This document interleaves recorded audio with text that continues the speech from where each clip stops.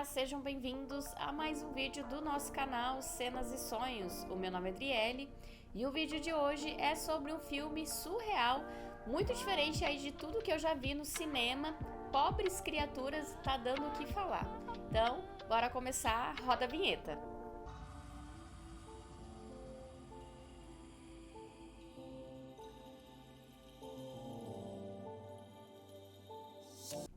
Olá, meus sonhadores e sonhadoras! Vocês estão no canal Cenas e Sonhos, onde eu trago aqui para vocês as histórias, cenas e sonhos mais surreais da cultura pop.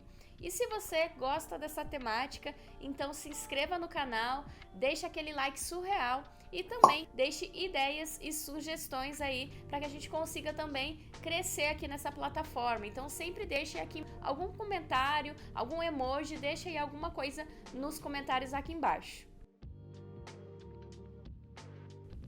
E Pobres Criaturas é uma adaptação do livro Poor Things, e este filme estreou aqui no Brasil no dia 1º de fevereiro deste ano de 2024. É do diretor Yorgos Lanthimos, que também dirigiu filmes como O Lagosta e A Favorita. E o filme começa com uma bela e misteriosa mulher que se joga aí de uma ponte, e o Dr. Godwin, interpretado pelo Willem Dafoe, acaba resgatando ela já sem vida, porém com a sua experiência aí de médico e cientista maluco, acaba fazendo um experimento e acaba revivendo então essa mulher, colocando então ela, né, nesse corpo de mulher, só que agora com a cabeça, o cérebro, na verdade, de uma criança, na verdade do seu próprio bebê, pois ela estava grávida. Pobres Criaturas então mostra a evolução da protagonista Bella Baxter, que é interpretado pela Emma Stone. Bella é uma espécie de Frankenstein aí num mundo retrofuturista, onde corpo e mente foram unidos aí como um quebra-cabeça, mas que agora precisa aí de um tempo para se desenvolver e acabar encaixando aí essas peças. Durante aí essa dramaturgia, acompanhamos toda a evolução da personagem Bella numas cenas aí magníficas e surreais. E o Dr. Baxter, ele acaba então contratando um aluno seu para acompanhar o desenvolvimento aí do seu novo experimento, né, o seu Frankenstein, a Bella. E o Max, então, ele acompanha esse desenvolvimento da Bella, que por sinal está sendo muito rápido, e ele também então acaba se apaixonando aí por Bella. E o Dr. Godwin, ele na verdade já faz isso com o interesse também de que o Max, né, se case com Bella, até porque ele gostaria que os dois ali ficassem, né, sobre a sua proteção, sobre a sua tutela, para que ele então a conseguisse acompanhar por mais tempo o desenvolvimento da Bella. Num determinado momento aí da evolução da Bella, ela acaba, na verdade, aceitando até se casar com o Max, só que antes, né, ela tem interesse então em viajar, em conhecer aí coisas novas. E o Dr. Godwin, então, ele acaba contratando um advogado para que cuidar aí das papeladas em relação à tutela e ao casamento. Acaba então que a Bella tendo interesse aí por esse advogado, que é o Duncan, que ele é interpretado pelo Mark Ruffalo, e eles acabam então indo aí para uma viagem aí desconhecida, né, para acabar explorando, né, outros lugares e também fazendo com que a Bella aí conheça, né, novos horizontes, já que ela acabava ficando sempre ali sobre a tutela do Dr. Godwin e não conhecia então muitos outros lugares. E Bella então acabam saindo aí nessa viagem aí, que eles acabam então conhecendo aí a si mesmo nessa viagem e também a sua relação aí com a sociedade, né? Então, durante essa viagem, desenvolve todo o filme. Eu gosto bastante desses filmes que tem, então, essa pegada surrealista. Eu vejo aqui um pouquinho até de inspiração aí em filmes, né, até com o Monty Python, do Terry Gilliam, também Brasil, que é do próprio diretor também, Terry Gilliam. Então eu vejo algumas pegadas aí, algumas coisinhas de Terry Gilliam, né, Dr. Parnassus. Então essa surrealidade que tem no filme Pobres Criaturas, eu acho bem parecido aí com a temática ali, com o jeito, né, dos filmes do Terry Gilliam. Também vejo aí um pouquinho ali, tem uma pitada um pouquinho daquele filme A Pele que Habito, E essa obra, ela não é para qualquer um, ela é linda e grotesca ao mesmo tempo. Tem cenas ali absurdas, é um filme que traz bastante reflexão, com uma dramaturgia teatral aí, divididas em prólogos e atos, né? Então nós temos aí o início, esse prólogo que nos conta um pouquinho sobre a história, né? Que vai acontecer aí, ela começa, na verdade, numa Inglaterra vitoriana, e também nos apresenta um pouquinho dos personagens. Depois, nesse primeiro ato, nós temos a viagem, então, que Bella faz para uma viagem aí surreal para Lisboa, em Portugal. Então, tem cenas aí magníficas, né, nessa viagem, apresentando também a Bella ali no seu desenvolvimento, junto à sociedade ali pelo qual ela passa, né, junto com o Duncan. Depois, no segundo ato, nós temos aí mais surrealidade, aí mais desenvolvimento da Bella, também numa viagem de navio que ela faz, então, até Alexandria, ali no Egito, e que também ela conhece aí, né, outros lados, né, da moeda, porque ela tá tão encantada ali com a vida que ela tá conhecendo lugares e tal, e coisas novas, e ela também chega ali no momento que ela leva um choque. Então, esse segundo ato também nos apresenta aí essa viagem de navio até ela chegar ali em Alexandria.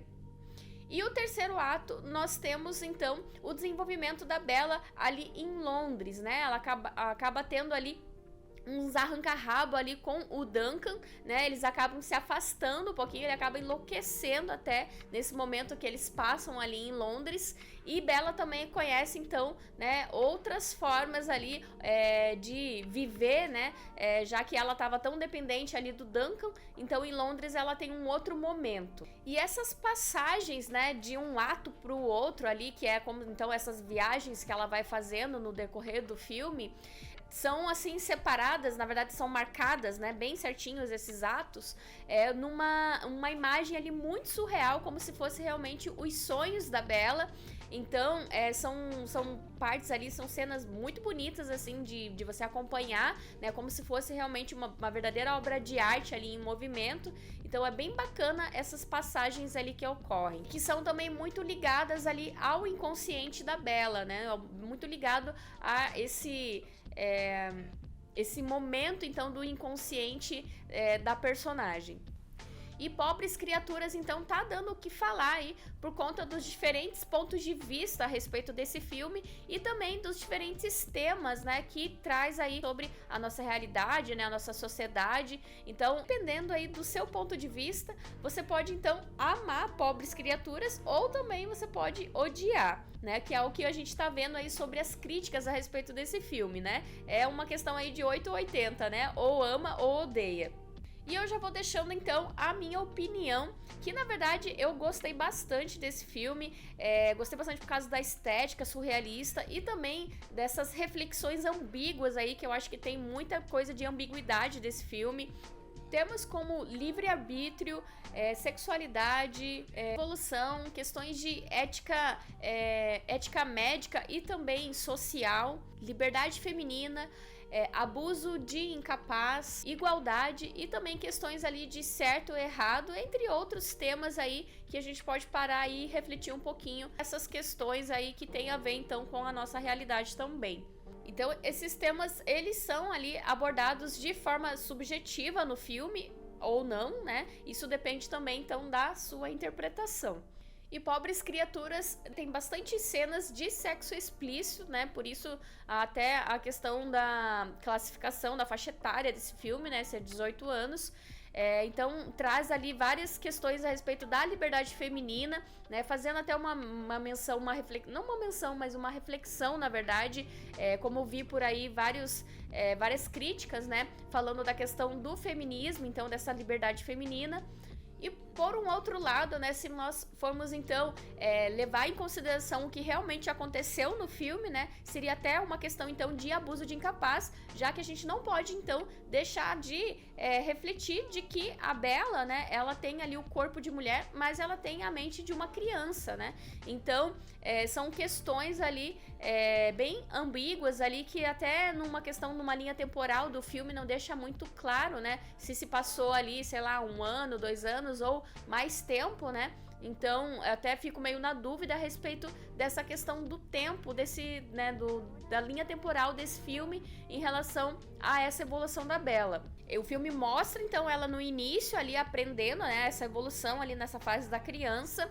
Depois ali ela começa então uma autodescoberta ali, né, do seu corpo e tal, de seus desejos, até chegar então nessa fase, passando então por essa fase, né, da adolescência, até chegar então nessa fase adulta, né, que seria realmente mais os desejos sexuais e também exploração também, né, de várias coisas aí de novidades para ela.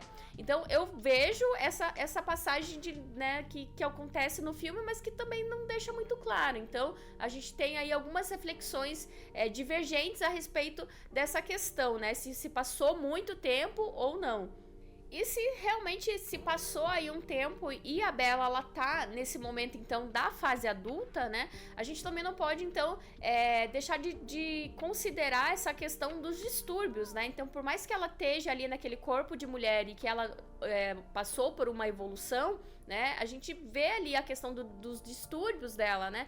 Então, ela tá ali vivendo numa sociedade, né, em que impõe ali várias regras, vários limites, várias amarras, né, também alguma reflexão sobre isso, mas que então a gente não pode então deixar de lembrar, né, de que ela não é uma mulher qualquer, né, ela é então essa mulher com essa inocência, né, e que por conta das experiências que ela foi vivendo, né, passando ali durante essa história, que ela evoluiu, mas que ainda ela tem algumas limitações. E uma questão aqui que me veio então de reflexão a respeito, então, principalmente ali da questão do desenvolvimento da Bella, né, e a respeito da sua libido, já que esse filme tem várias cenas de sexo, é a questão dos estudos psicanalíticos do Sigmund Freud, que ele fala dessa questão da libido em relação à pulsão, né, a questão de uma energia de pulsão que faz com que a gente se movimente, né, atrás de algo, no sentido, então, de buscar desejo e prazer. Então, assim como em latim, ela tem ali um significado de algo que nos move em busca de desejo e prazer, mas não só relacionado à questão do sexo, não só relacionado ao ato sexual, e sim aquela vontade que a gente tem, né, de ir atrás, de conhecer algo novo. Então, é ligado a essa busca, né, por algo que nos dá prazer, mas que não tá ali só relacionado ao ato sexual. Freud então coloca que a libido como energia de pulsão, ela é uma coisa inerente do ser humano e que está então presente desde ali da criança, né, que também tá ali em busca de prazer por coisas, né, de novidade e que vai tateando tudo, ou que coisas que vai colocando na boca, né, até a fase da adolescência, que vai conhecendo o corpo, então até a fase adulta dessa questão da libido daí relacionada mais à questão sexual.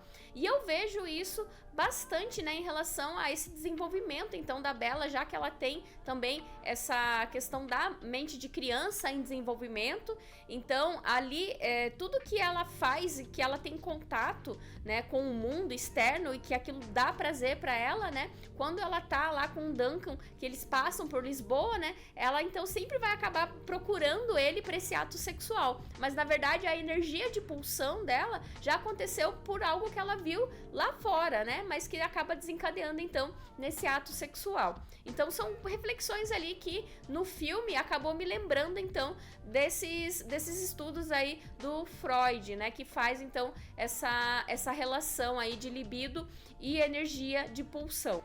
Ele relaciona então esse desejo pelas coisas, né, que ele vai evoluindo, vai mudando aí conforme as fases no qual a gente vai passando, né. Então se vocês acabarem aí, né, tendo curiosidade de pesquisar um pouquinho sobre os estudos do Freud, né, vocês vão encontrar então a questão da libido e sexualidade. Então ele fala um pouquinho sobre essa parte aí nos estudos dele.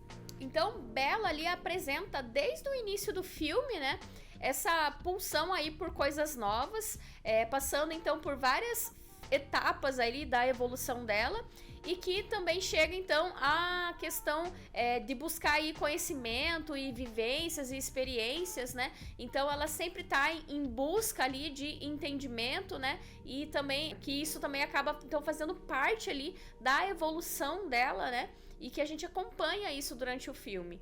E uma outra coisa também, puxando também pro lado da psicologia, que eu acabei observando aqui nesse filme, e que na verdade é comum em vários filmes a gente fazer esse lado reflexivo com a psicologia, que é a questão dos arquétipos, né? Então nesse filme a gente também tem aqui a questão dos arquétipos masculinos e também feminino, mas aí eu vou acabar então deixando isso para abordar aí num outro vídeo, dá para fazer separado essa questão. Mas eu acabei puxando um pouquinho também, lembrando, tem aí um outro assunto que me veio à mente, até quando eu tava assistindo esse filme, é a questão dos experimentos aí ocorridos antes, durante e depois da Segunda Guerra Mundial. Nós temos aí criação de várias obras aí inspirados, né, em vários experimentos que foram feitos aí durante esse período.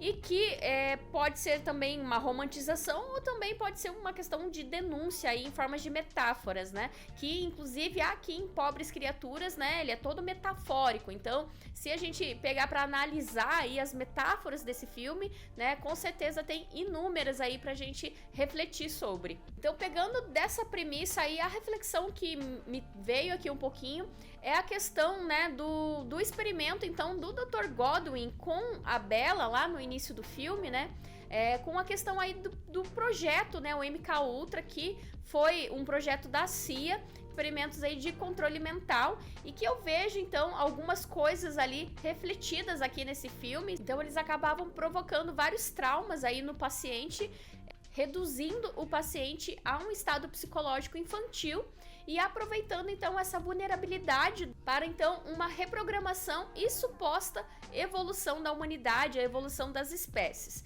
Então isso foram experimentos aí de controle mental, e que, vendo aqui essa questão, né, desse experimento do Dr. Godwin com a Bella Baxter, eu fiquei pensando um pouquinho também nessas questões aí desses projetos, né, que estavam ali por debaixo dos panos ali, né, nesse período de guerra, e que como isso, né, talvez foi refletido na nossa sociedade, ou ainda de repente tem algumas coisas ainda que a gente vê em ficção científica, mas que traz aí um momento de reflexão que as coisas são bem mais sérias do que parece.